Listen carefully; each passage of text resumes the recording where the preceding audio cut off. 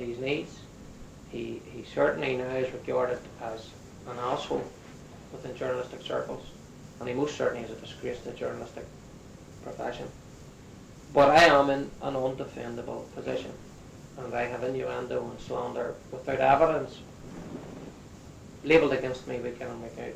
But I regard that basically as part of the war. And, you know, although it hurts. But that name seems to have carried on really well. Well, it's now folklore.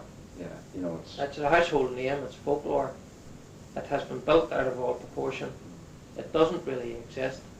It's got to the stage now that in my life there are people that would call me King Rat. I have no pride in it, and I certainly don't use it. I am Billy Wright, and I will be Billy Wright when I'm dead and buried, and I will be known as Billy Wright to God, and that's how I feel about it. In one sense, King Rat has now become a focus for resistance, and because of the inability of the IRA to kill King Rat, there are people that don't necessarily accept what King Rat has meant to have done, but are quite prepared to tolerate him, because he basically, more than any, down through the history of the Troubles, defied the IRA and basically done what his forefathers had done, and that was never give an inch. And so from that point of view, you know, so you would say in a small way, like, not as he has made his own contribution to resisting this onslaught, but one has got to be realistic and remember that no single human being in this conflict can take responsibility for what a battalion of men has done. What would your men, would your men call you? Billy. Or Billy. Billy. Although they're now loyalists, churning out King Rat slogans and stuff like that. I don't take any part in it. I don't want to, and I can honestly tell you that it's an embarrassment to me. I call it embarrassment. Tell me, there was some graffiti which went up after the Anglo-Irish Agreement, and when they were trying to stop the parades going through, they were trying to get information on you and they were paying money. Did you say that some slogan went up? Well, there has been I don't know what it was.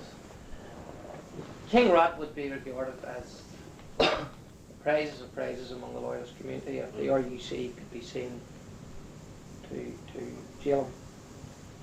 And because of that, there's an ongoing war between the Special Branch and the Mid Ulster Brigade of the Ulster Volunteer Force, between MI5 and so on. And there have been numerous occasions where the security forces have tried certain tactics. And on occasions, the response of local loyalists have been to chide the police through slogans on walls and stuff like that. It has taken on a life of its own, in a sense, David. It now is seen basically as the name foremost in the minds of people in this area as having put two fingers up to the probies. In other quarters it's seen as, and I'd be quite blunt, gangsterism, drugs, prostitution, everything that's dirty and filthy about the world can be labelled the King Rat. And so if it has a positive aspect, it certainly has a negative one. In relation to me being tagged it, it's a heavy cross to bear, whether it be for positive or negative. Because as a human being, I've been brought up and equipped to deal with life basically in working class areas or lower middle class areas. And outside of that, you struggle. As far as my own life's concerned, David, I like a quiet time. I just like a bit of peace, a bit of quiet, to be left alone. And in some way, I suppose, being in the public arena, I find very, very difficult. I find it difficult. I would love to be somewhere where nobody knows me and stuff like that. I also find it very hard to carry with you the standard of life that's needed to be a representative of the loyalist community. That's difficult because Protestantism intermingles with loyalism, and so there's a moral standard there. I like to live my life. Basically, if I want to take a drink, take one. If I want to go for a meal, to do that. I'm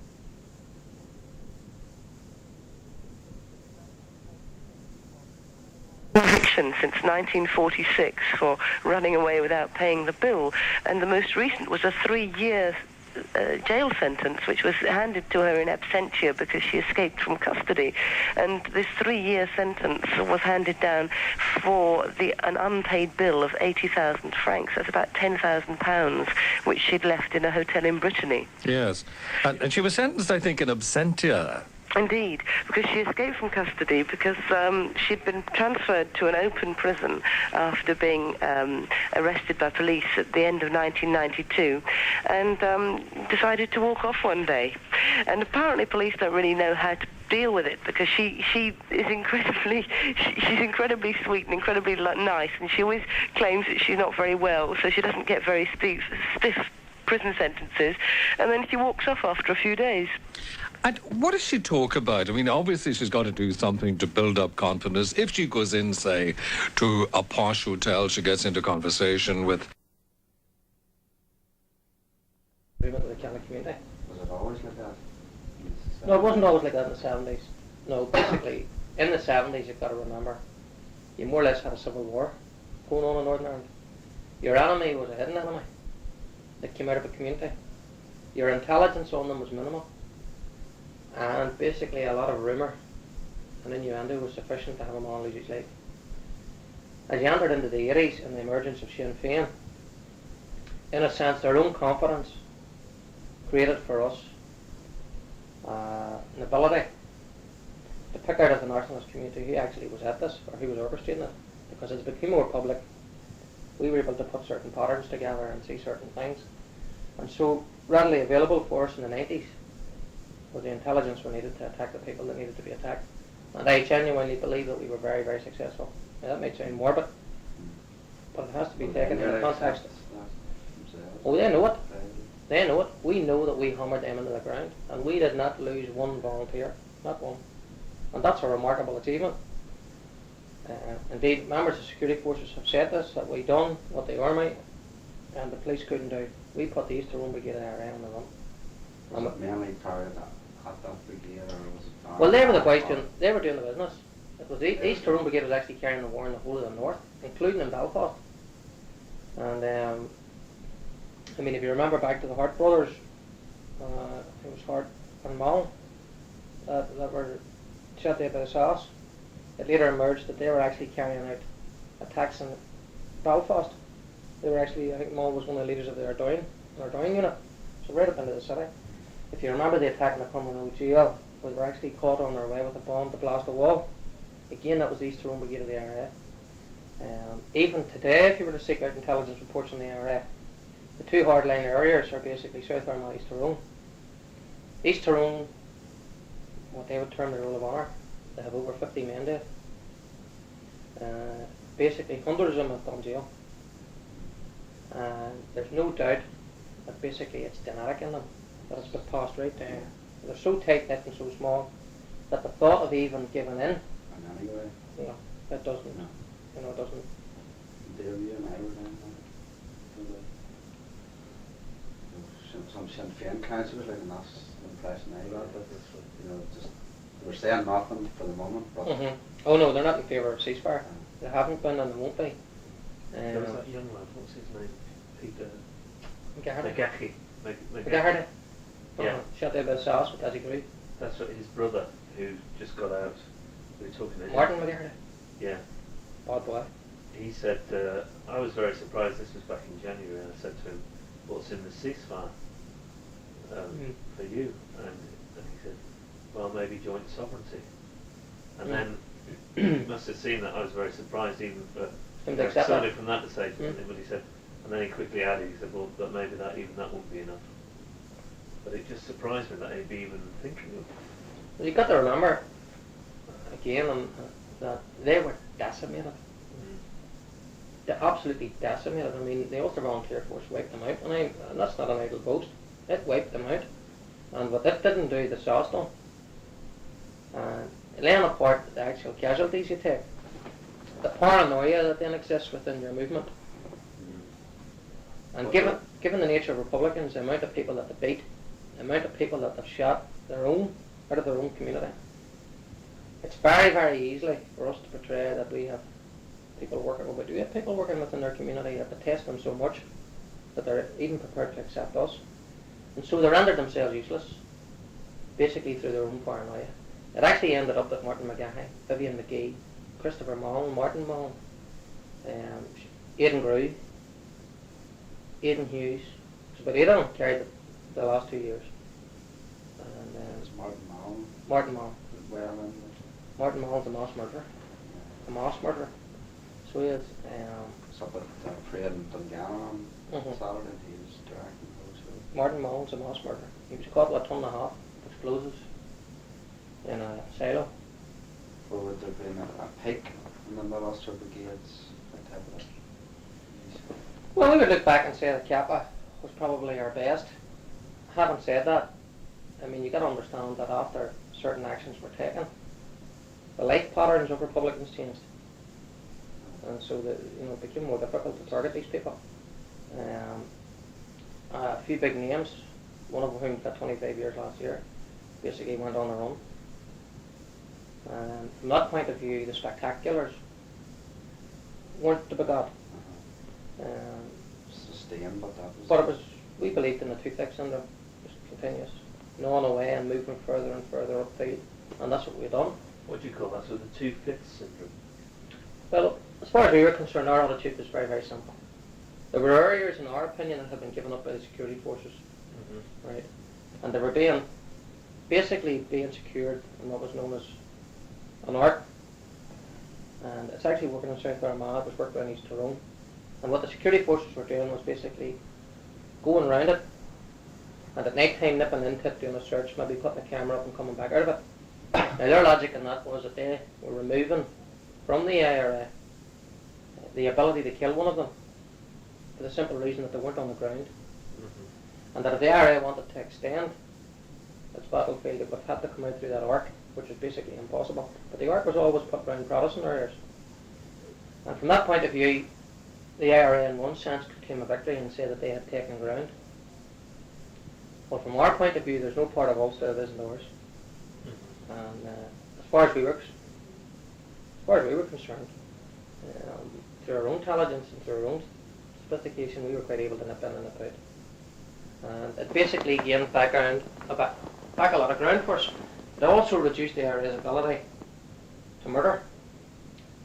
I'm saying this, I'm not saying it out of bravado, I'm saying it because it's the nature of Republicans. I met very few brave ones. I really mean that. To their own shame, I met very few brave IRA men. It has been my belief for a long time that whenever they were fought the way they fought, under the same rules, and I can honestly say that statistics would prove this if you went to security forces, 90% of their senior officers left the battlefield. They ran away, they basically headed south. And whenever you think what them men have done and what they have carried out on people, for them to have a round fired at them or a round fired at the next door neighbour, for them to pack their bags and go, is an awful indictment on them. But I found that that's the nature of them. They want to kill, but they do not want to be killed. And would you say that sort of contrasts very much with loyalists? well, loyalists have nowhere to run. Yeah. They've nowhere to run. And at the end of the day, I have to be honest and say that at the end of this phase of the campaign, it appeared that all the big names within terrorism were loyalists. And I never ever remember that before. And it has become clear to all exactly what the loyalist community has been up against. It's been up against an organisation that has been backed by governments. And would there be any equivalent of you within the Republican community in East Tyrone? Aidan Grew. Age and well, Aidan Grew was slightly older than me. He's been there a long, long time. would he been spearheading their campaign? Well, there's no doubt that he was one of their top men. But again, never stayed at home. Moved continuously. Claimed not to be on their own, but he was. He was. I was here all along. I haven't moved anywhere. I'm still here. What's happening? Is he dead now? Well, he's still about. No. He runs about with McGahey and he runs about with Vivian McGee and them boys. But He again- in his 30s, that sort of He age. would be in his mid-30s. Do you ever cross him yourself? No, he In a sent a few. personal way? Well, he sent a few threats to me and stuff like that. There, you know, I went and had a nosy at him, started outside his door and waved at him and stuff, childish stuff like that. But it's just basically bravado, you know. I don't have any fear of him. You know, at the end of the day, my attitude's very, very simple towards the area. They worked on the principle of their enemy's honesty. They looked at the security forces and they analysed exactly how far the security forces could go. And they then trained their volunteers in accordance with the rules to which the RUC and the RAR and the British Army could work. And that was ludicrous, because it basically allowed the area to take a look, kill when it wanted to and then withdraw. And that was no way to fight a war. And of course now that all this political movement's underway and we get a good look at what's in the mind of the British, we can quite clearly see the will to win was never there. And that cost, in my opinion, cost thousands of lives. You know. Well, how long do you think it would be before, do you say, the streets, would boil over? We're coming up to a critical time here. And there's no doubt that there's a rerouting decision to be taken in Portadown. Again, another one. Oh, there's no doubt. On this Garbaki Uh-huh. Road, isn't it? And it has to be said, as far as we're concerned, if the RUC take the lives of the Protestant community, if anyone out of the Protestant community, they'll be held to pay for it. If any of them are hurt, or Well, is that what you mean? We swore in 85, 86 and 87 that never again would we allow the police to gun our people down, and we won't. Hello? It won't happen. Hi. No, I'm not. I'll speak to you later though. Bye. There has to come a point even in this, at this time, where the government and indeed the security forces have got to be even-handed. Yeah. And as far as we're concerned, we're watching carefully to see what happens. Now, I think it would be folly of the security forces to take on the Protestant community to try and appease nationalists. Because I think the Protestant community is a breaking point. I really do. I think there's an awful lot of anger in the streets and an awful disappointment. Now, it mightn't be found in the upper classes or in the top level of the middle class, but the working classes. They might be fuming, but many of them are actually willing to go out and actually do something physical. Well, I can honestly say that, I've sat through a 7-year campaign here and I've read most of the articles that were written, and basically this is all coming out of Portadown. This is a handful of men, and next thing you know, there's boys out of Lisburn, there's boys out of different towns, Lurgan and stuff, jailed. So they weren't Portadown men. And there never seemed to be any shortage of them. They just continuously kept going. And the security forces know 100% that the movement within the Ulster is strong, vibrant, and indeed a fairly large organisation. And it really is. It was taking a life of its own. And I'm not going to sit here and boast about the Ulster Brigade, but at the end of the day, I have to say, as far as it being a fighting force in the Northern Ireland context, that it probably would be rated along the South Armagh Brigade area. Just looking to less victims' names. Mm-hmm. When you sort of compare the amount of people from Belfast who killed, and you compare it to here. Mm-hmm. I mean, those boxes and more. Well, I'll say it now, believe me, there's not a death that I don't regret. That might sound strange, but believe me, that's honestly how I feel in my heart. All of it is to be regretted. But at the end of the day, every single one of them people, with a few exceptions, were directly and indirectly involved in murder. And at the end of the day, we had a government and we had a security force that openly declared that it could not fight it, and it had basically rendered itself useless at protecting our community. I believe wholeheartedly that God has supplied every animal on the face of the earth with a form of defence. And surely to goodness, we as a people were entitled to defend ourselves. In Mid-Ulster, the people reacted. They had to react to save their own communities. They had done that, and they brought home firmly and squarely to Republicans just what they were doing on other people.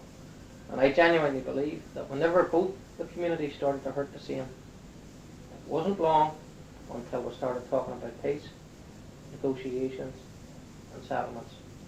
And I think that one of the remarkable things in this last number of years was that it became very clear to everyone that all the deaths in Northern Ireland were the responsibilities of the IRA. And, you know, that sunk into the Catholic community.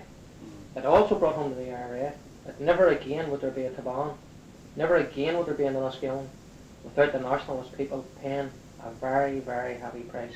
And genuinely, I do not believe that the nationalist community was prepared to take what it was given.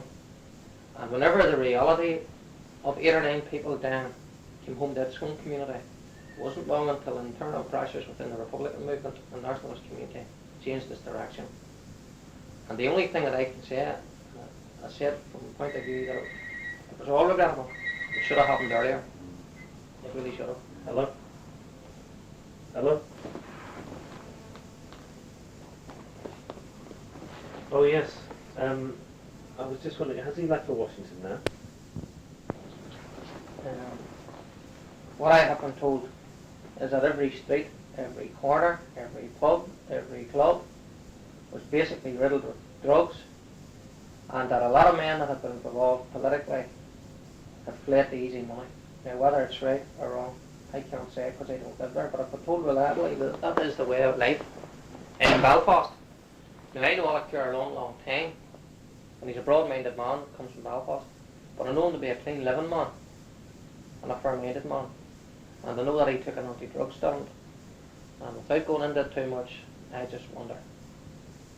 I wonder was he costing certain people money. If that's the case, it'll all come out in the washing. But I still regard Alec Kerr as a fine, fine loyalist. And I believe his perception of the present political situation is correct. But Very similar to what you're saying, identical. It's identical to what I'm saying.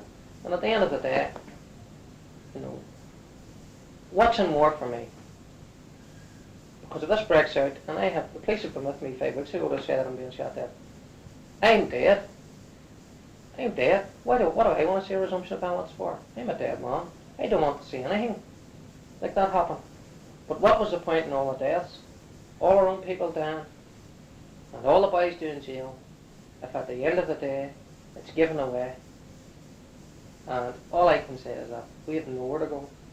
We're not going to go away. We're going to stay here and fight it out, and we will fight it out. Whether people in Belfast or not like it or not, it'll be fought out, and it'll be fought out in them streets, because we're not giving it away. John Major hasn't got the right or the way to remove my Britishness. My Britishness is genetic. It's in my blood and flesh, and it comes from something that he can't take away from me, and that's my history. And they can plot and plan all they want across that water, and down in Dublin and in America. At the end of the day, and it has to be said, Dublin cannot handle 1 million prods, and she won't be getting them, and that's how we feel about it. I honestly want to see a settlement with Northern Ireland that's fair, that's broad, and that's understanding. And I believe that we're capable of that. I think it ironic that the SDLP can now decide to work with the official unionists and other parties on grounds of mutual concern and benefit to both communities. Well, if you analyse a nationalist life and a loyalist life, 90% of that life in both sets of communities is common. So there's at least 90% of life in Northern Ireland could have been worked on all along. The remaining 10%, which is basically constitutional or cultural, if we had built trust up in the 90% of the two communities and then decided to work on the difficult part, the chances of success was a lot greater. But it's ironic that the SDLP decided to do it now. Now that to me is the way forward, to basically set up an elected assembly in Northern Ireland, representative of all the people, and basically start to work on the things that are of mutual concern to both communities. There is a special relationship between Irish nationalists in the north and the people of the south. And if that being the case, and basically grounds for common concern and benefit can be found, and they can be found, there's no doubt about that, then a special relationship can be built upon. But it has to be built on with the confidence of the unionist people also. In relation to our Britishness, that can't be removed. you're going to have to wipe out part of England and part of Scotland and some of Wales, because that's where we originate. That's where some of our families are, and that's the depth of what we are. And John Major can't wash that away. He can try, but he'll try at his own folly, because I believe that John Major only needs one more blunder, and he'll go into history as an idiot. And we can create that blunder. We have no doubt about that. We have no doubt about that. We can create that blunder, and we will not hesitate. That's the face holes. I mean, what can you do yourself? Well, I've been given opportunities across the water, and I would have certainly have taken them up. Believe me, I would have. Had it not have been for the direction this thing has taken. At the end of the day, I'm just an ordinary poet in the back streets. Nothing special, mate. And as far as I'm concerned, I'll get on with my life. As to what direction that will take, I don't know. I'm not naive enough to think that I can stay in Northern Ireland. That's nonsense. It's just the same as there are certain Republicans that will never be accepted, even in times of peace. They'll never be able to walk the streets. And I'm the same, basically the other way around. But I regard myself as British. It doesn't bother me going across the water. It doesn't bother me going to Scotland. You know what I mean? I can make a living there. And I will do that if I have to. But I honestly want to see a peace. And a peace that will last, not something that the next generation will start up again. There's a younger generation than me now involved in the UBF. And I talk to them, and honestly, the bitterness in them, it's unbelievable. You mean 20 somethings? So you're talking from 18 up to 25. The bitterness that's in them, and the difference between them, maybe not my generation, but the generation before this, the political awareness that's in them, and the amount of political ideology that motivates them, is unlike the early volunteers, where basically it was revenge. Revenge. Now, Simplistic, do you mean? Or not so much simplistic today. It's less simplistic today, because basically loyalists today can rhyme off injustices the length of your arm. The volunteers of the early 70s were basically fighting to uphold the status quo. That no longer exists. And if you talk to most political aware loyalists, they'll maybe hit you out with 3 different scenarios. Now in the early 70s that didn't exist. In the early 80s it didn't exist. Political awareness within the loyalist community really was brought about through the Anglo-Irish Agreement. And from that, you know, our youth is now sitting looking at the television.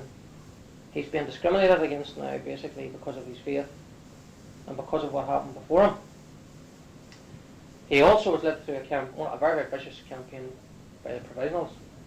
He has seen that the only thing that appeared to work was retaliation. And he now finds himself basically a second-class citizen in his own land, because that's basically what has happened here, where loyalists are now calling for equal party of esteem, even though they're the majority of people. And there's a bitterness growing up in there, and a resentment. And unless the British government moves, unless the Dublin government moves, and realises what they're doing inside the hearts and minds of our people, there will not be peace. There can't be peace. There most definitely can't be. And, you know, the Bible says that every human being needs at least a year to get over a bereavement. We've just had 25 years of hell, and we're only 10 months into it. And I can assure you, there's still no balm for our healing. What's happening isn't making us feel any better. It's making us feel more bitter. The only question that begs the answer is our future with England? Because England doesn't appear to want us. And that leaves us in limbo. But we're not going to the United Ireland. There's no chance of it. No. Can you tell me some about your background, when and where you were born? Well, I was born in 1960 in Wolverhampton. We came to Northern Ireland in '64. Both my parents were Northern Irish. My father was from a middle class background, and my mother was working class. Were they from Portadown? They were from Portadown. My grandfather had been the first independent councillor to defeat the Unionist Party in the history of Northern Ireland. And What was his name? Billy Wright. And his father was a royal commissioner for the British government. And So there was always political awareness within the family. And what sort of politics was your grandfather? Well, he was a unionist, but he also was a humanist, and he believed very much in salvation through Jesus Christ.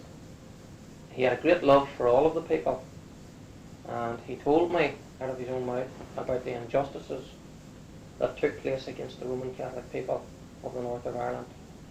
And he felt very, very aggrieved at that, and he was bewildered how people that professed Protestantism and Christianity could mistreat other human beings to the extent that they were no longer human.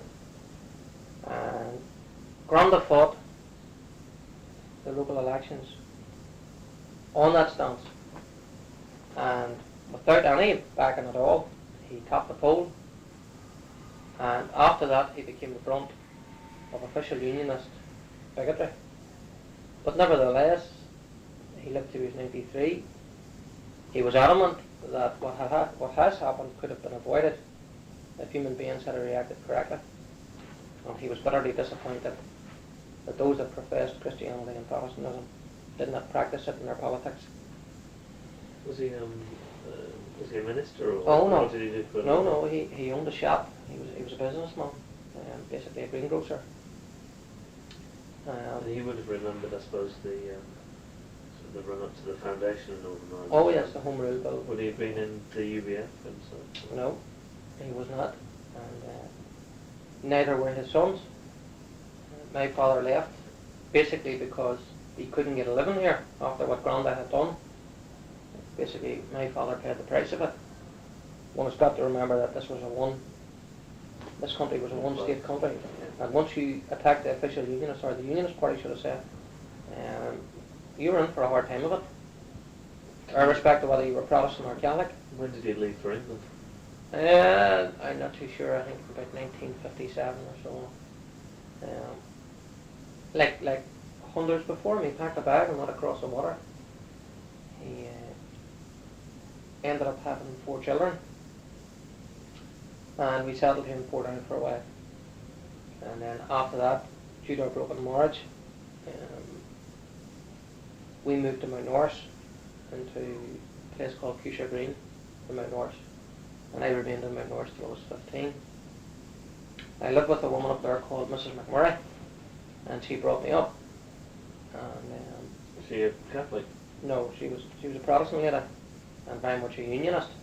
From what age were you? Well, I was there from when I was about approximately 6 or 7 years old, and I didn't leave there till I was 15. And I enjoyed my life up there. I thoroughly enjoyed it. I went to my North Primary School, and I was taught by a teacher called Mrs. Fleck, who was a member of the Alliance Party, and who I now realise was a nationalist. And she taught us Irish history. We learned Irish mythology and indeed the Irish culture. And basically we're taught of English wrongs in Ireland. Now that, in a sense, although we didn't realise it at the time, was unique for Protestant children to be brought up politically aware of the Irish problem from both perspectives. When I moved from Mount Norris Primary School into secondary school, Market Hill, I basically was regarded as intelligent and bright. I done well academically up till I was 15. And there, of course, we were taught English history. And we learned from the English perspectives then as to what had happened in Northern Ireland.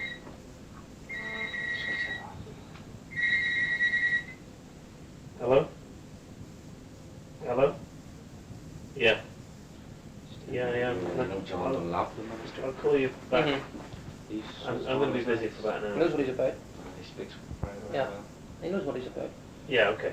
That's you know, All right. Bye. did you ever go through history? Sorry about that. Go through life, and even your own life, and you say to yourself, or maybe even if you look at Africa and so on, and you say, God, you know, you only have one life, and look what was proportioned to that human being from their birth to their death, whether it's famine or whether it's people down through history that lived at a specific time. And you never fully realise that perhaps in your own way But there's other people looking at you going, look, what was proportioned to that human being in their lifetime? And you never know exactly how it happens, whether it's luck or fate or what. But I grew up in Mount Norris, and I can honestly say I had a happy upbringing. What sort of place is Mount Norris? Is that sort Mount of- Norris would be unionist, bordered by nationalist. And life up there basically consists of an intertwinement of Irish culture and unionism. And in the back of my mind, And you I mean, see it. you mean those two strands oh yes, live happily side. side by side? no problem, and intertwined, and in the back of my mind, I envisage Northern Ireland like that. Now, I was brought up Presbyterian, and most of my friends would have been of the Protestant faith, but a fair section of them were Roman Catholic in faith and nationalist in perspective. Our life was made up of two cultures. One, the British culture, which was soccer and all that goes with that. And then we had Q and the boys, Trevor and them boys, and they were Irishmen that played Gaelic and so on. And, you know, on a Sunday we went up to White Cross. The only shop in the area that was open was a Roman Catholic shop. It was based in White Cross. And every other Sunday we'd have watched the Gaelic. Now, as a young man, it had no political significance to me at all. There's the army, just a little bit. And just a way up there. It had no political significance to me. It was just a game. The laughter that emanated from it was just laughter. And I felt nothing wrong in going up there, kicking a ball with Roman Catholic children, going to a Roman Catholic shop and enjoying my Sunday. I enjoyed that. Mm-hmm. Neither did I see anything wrong in being a Protestant. I had been brought up to go to church twice on a Sunday, to go to Sunday school, to go to Boys Brigade. We were brought up to respect law and order, very much so. And members of Mrs. McNally's household were members of the UDR, the prison service, and the police. And we had been brought up to respect that. Basically, my time was spent either in school or working on farms. I remember very, very clearly working for Robert Hunter. And Robert was a part-time member of the UDR, as were his neighbours, and his neighbours' neighbours. And I remember that when we brought in hay, or whenever we worked in the fields, that the other neighbours had to take the perimeters and stand and guard us as we worked in the fields. Now at the time, we didn't realise the significance of it. But as I broke into my teenage years and became politically aware and culturally aware of my own identity, I joined a pipe band, Crimson Hour pipe band in Bestwick. I became aware of the need of salvation as a Protestant in one's life. And so there was an awakening, and that awakening was cultural, spiritual, and indeed political.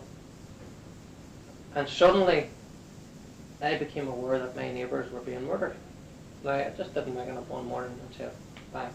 I don't know how it came about, but what I do know is that around the age of 15, I began to feel the pain that my people were suffering.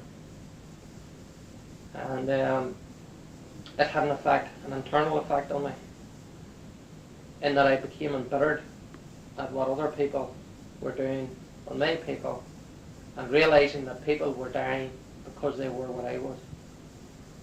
Now, perhaps it was foolish at the age of 15 to take it so hard, but it did create this feeling within me. However, it didn't create a feeling of hatred towards Q and the Knockers and Cairn and all the boys that I'd run about with.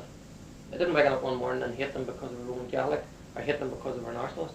I never ever hated them and still don't.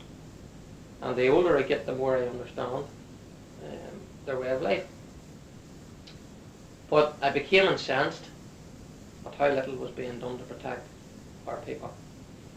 And it came to a head because I painted a UVF slogan up on a wall in Mount Norris. Not realising the sensitivities of the times, I was asked to remove the slogan, and I refused. And basically, I decided then to leave Mount Norris and to come back to where I had been brought up, which was in Portadown. I moved to Portadown, and at the age of 15 I joined the Ulster Volunteer Force for the junior wing of it, the YCV. Now in Portadown at that time, 2 volunteers had just lost their lives in a premature bomb explosion. Major Horace Boyle, Lieutenant Wesley Somerville. Looking back, I don't know why I wasn't attracted to the UDR or the RUC, but basically, from as long as ever I can remember, I have been attracted to the UVF, and I see them as the real army of Northern Ireland. And were you sworn in at 15 or something? I was sworn in on the 31st of July, 1975, and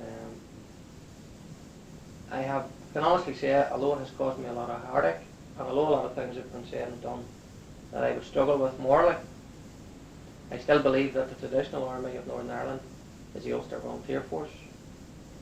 I still believe that the only true guardians of the state and of the people of the state are the Ulster Volunteer Force.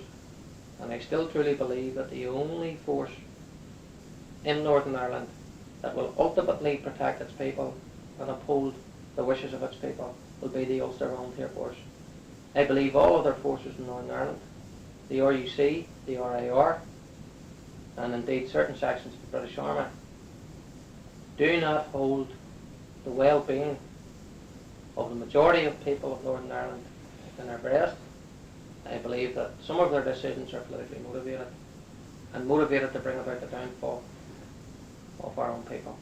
And so I would state that the Ulster Volunteer Force is the only organisation that has the moral right to defend the people of the North. And do you think that's because of the original UVF? Oh yes. You see it as a kind of direct, yeah. You're a direct descendant of that. Its own illegality within its own state doesn't bother me to it. Yeah. In 1912 it was illegal. The Liberal government decided to move against it, decided to put it down. Things haven't changed today. Mm-hmm. Things haven't changed. You know, because some Englishman says that Ulster people have only got the right to fight in France or to fight in the Gulf or to fight in the Falklands, but they haven't got the right to fight in their own land and to defend themselves. Well, that's ludicrous. That's ludicrous. As far as I'm concerned, we have that right. Now, has things happened that has tarnished the name of the UVF? I would have to say yes. I'll not go into that. All I will say is that ultimately it will be the Ulster Volunteer Force that will take a last stand and fight it out. And do you believe that the modern UVF originated here out in Mid Ulster, or was it in Belfast? Where did it? Well, it actually sprung up right throughout Ireland. Basically, it was a reaction to the Home Rule Bill. No, but I mean later on, you know, Later on. 66 or whenever it was. Well, basically, I would have to say that in the Portadown area, the Ulster Volunteer Force has been a culture. It has never went away, it never will go away, Mm-hmm. and it never will disappear into history until such times as there's a settlement, a once and for all settlement, that allows the Protestant people of Northern Ireland to breathe and to live and to express our culture and identity in the way that every other nation on the earth has a right to do it.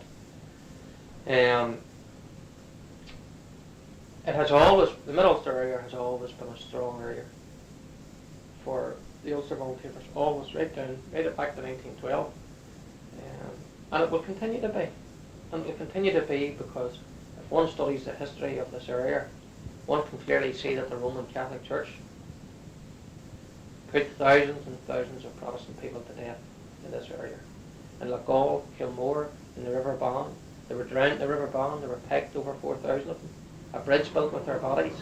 In Kilmore, they were put into their churches and burnt in their churches alive. In Loughgall, they were burnt in their churches alive. And we're talking a couple of hundred years ago. So genetically, inside us, there's something that says defend yourself. Never ever allow yourself or your safety to be in the hands of other people. Do you think the sense of history is stronger here in Mid Ulster than it might be, say, in Belfast? Well, this, you know... Is it because, I I've mean, no doubt about is there a that. stronger allegiance to the land or something? Well, I wouldn't even say that it's a stronger allegiance to the land. I would say that basically you have a breed of man in this area that loves the Lord. and loves the Protestant faith. In a sense, he has suffered for his faith more than the Belfast volunteer. And I always believe, and still firmly believe, that there's a moral standard in Mid-Ulster that doesn't necessarily exist in Belfast.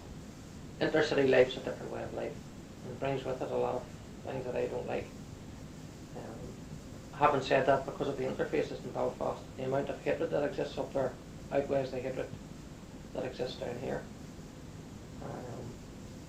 The Orange Order was given birth to in the Portadown area, and as I said, political awareness has never waned. You're not a member of the Orange, are you? Never have been. No, I've never joined the Orange Order. I understand the need of it, and I see it as a cultural unification of our people, but I have never felt a need for it in my life. I have spent a period in my life where I studied theology and practiced Christianity, and I'm bitterly disappointed that I set it aside for politics, because I believe that it's the loveliest thing that I've ever experienced in my life. And knowing Protestantism the way that I know it, it is without a shadow of a doubt the purest religion towards Christianity on the face of the earth. It's a remarkable thing for a human being to have a relationship with God, and only those that have truly experienced that understand the reality of it. It is real.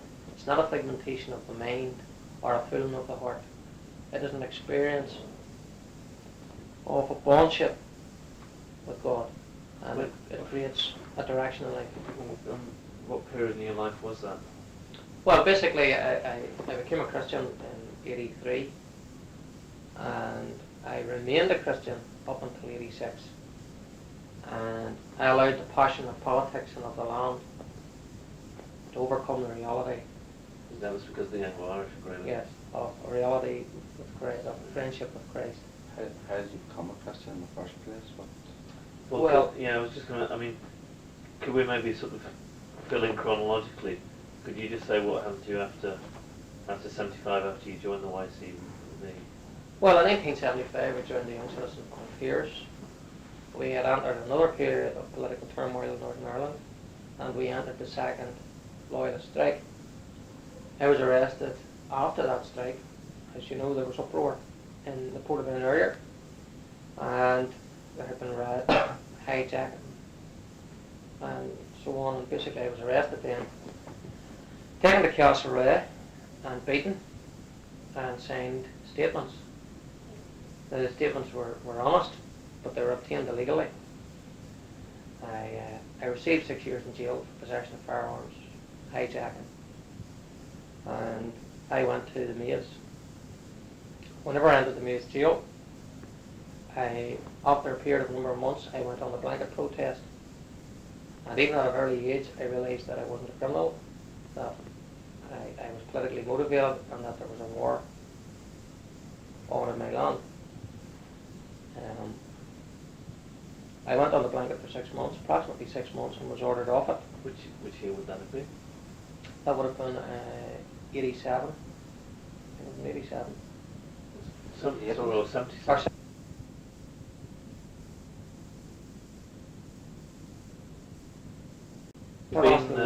Would you come in contact with Gusty Spence at the time? No, Gusty Spence was still in the political compounds, and in March 77, I think it was March 77, political status had been taken off us, and so this new regime, criminalisation policy of the British government,